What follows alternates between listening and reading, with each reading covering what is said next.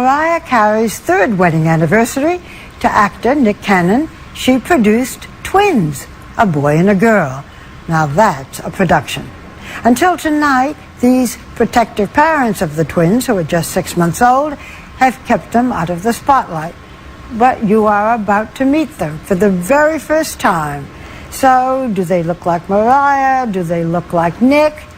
Just wait and see.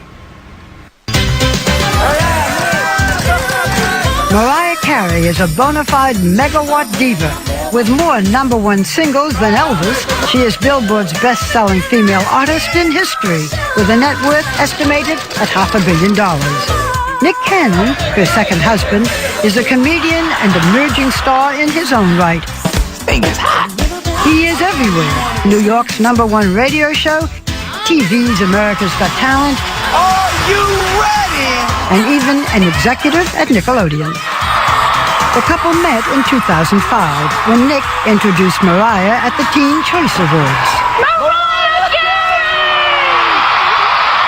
I always say I spoke our relationship into existence, because every time I did an interview or people would ask me who my celebrity crush was, I would always say Mariah Carey. Different people would tell me, they would say, oh, this dude, Nick Cannon, he really likes you. I was like, yeah, whatever, okay, sure. So I never believe that anybody really likes me. I always think it's like a practical joke or something of some sort. Is it true that on your back you have a tattoo that says Mariah Forever? Absolutely. Well, not forever. I should add forever to it. Well, Forever is my fragrance, so you do a wonderful billboard. It's on my back forever. It just says... No, it just says Mariah. Maybe I should add forever.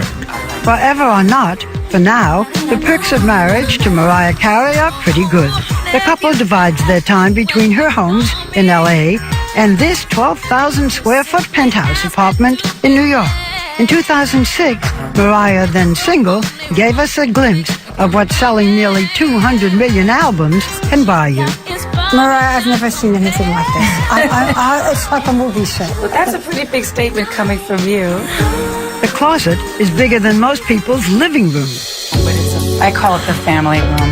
And that's Through another door, Mariah's life in photos. The black father, the white mother, but not a single picture from her first marriage to record executive Tommy Mottola, the man who discovered her and controlled her.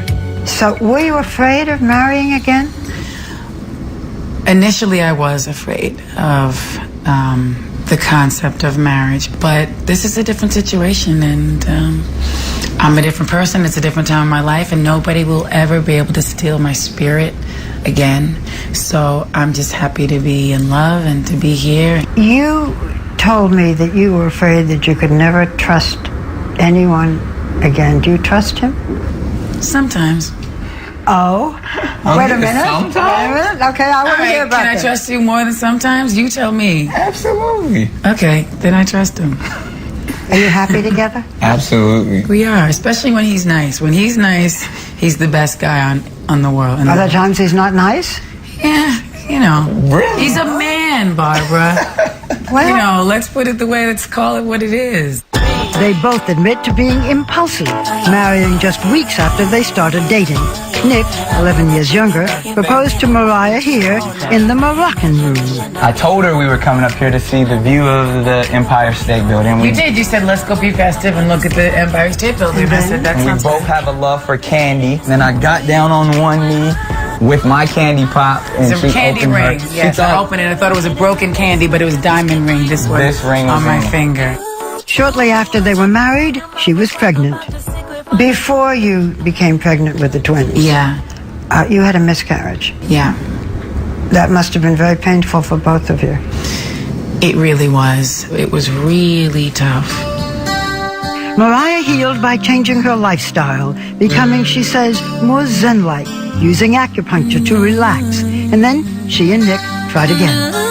Did you have fertility treatments to try to get pregnant? I did. The main thing I did that was tough was to go on progesterone like every month. You know, and then when I was pregnant, I had to stay with the progesterone for 10 weeks. It minimizes the chance of miscarriage by 50%.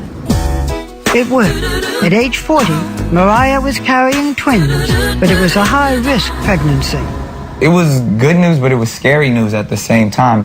Were you worried about carrying a child? I don't think I understood the enormity and the magnitude of what it really does to your body. Like, it's not just, oh, you don't look pretty and you have a bump. No. You had a very tough pregnancy. Yeah. And carrying 2 babies, unless somebody's been through it, it's difficult to understand what I went through because my pregnancy was very unique in terms of what happened to me.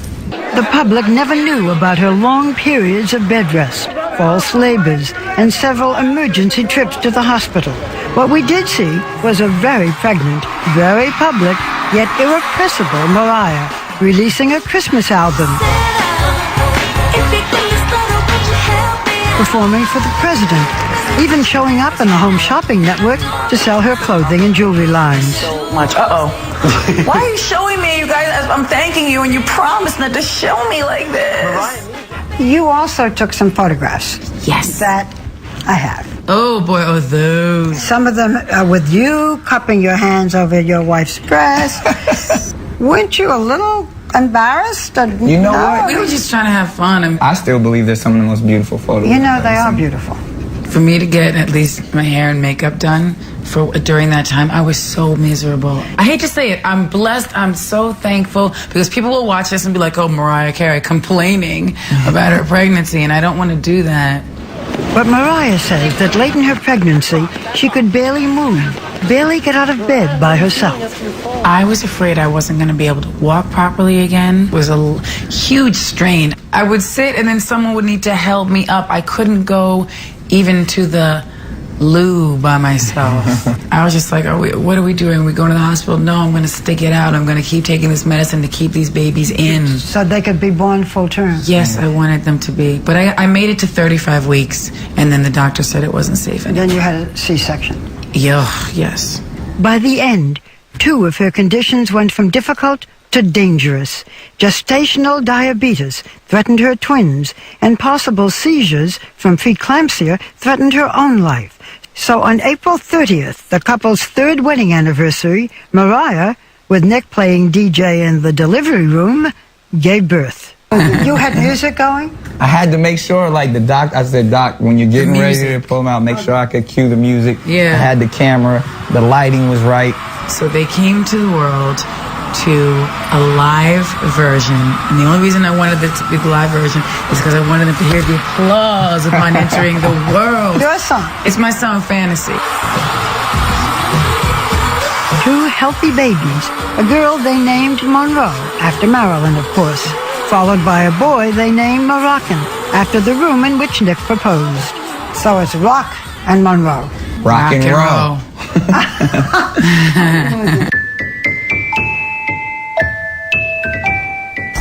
The little prince and princess, let me see. Yes. Only 6 months old, no one has seen the faces of Rock and Roll until now. Oh, is that heaven? Look, you're so good, and they're all dressed up. They are. My dear. We tried to doll them up for you. Hold up the only baby picture of Mariah, and there is an unmistakable likeness between mother and son. But either of the twins inherit their mother's magical voice. Who's gonna take your place? There ain't nobody bad. All rocky, rocky, we belong together. Is that what we do? Do we belong together? I think we do. Nick, you said recently that you want your children to do something greater than entertainment. I think society puts too much on entertainment and entertainers. They praise them like their royalty, especially in America, when it should really be about the teachers or, the doctors. I want them to be able to sing as beautifully as their mother. I want them to be able to play instruments and everything, but I want them, go get a PhD. It's kind of one or the other sometimes. I hope not. You gotta do the music thing little first. Geniuses. They can do it all. No, they're incredible, but I will say that they really respond to music. But I want to make sure we get education first. That's all. What does this marriage and these babies give you?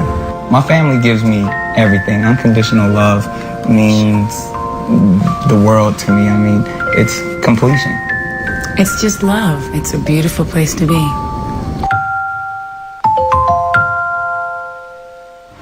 and beautiful children to go along with it.